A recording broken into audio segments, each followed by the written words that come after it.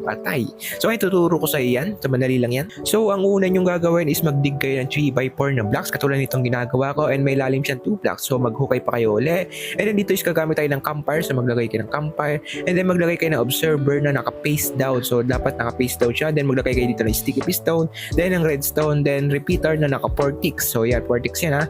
Tapos maglagay kayo dito ng blocks, then dito redstone, then maglagay kayo dito ng dalawang sticky piston katulad nito ang ginagawa ko.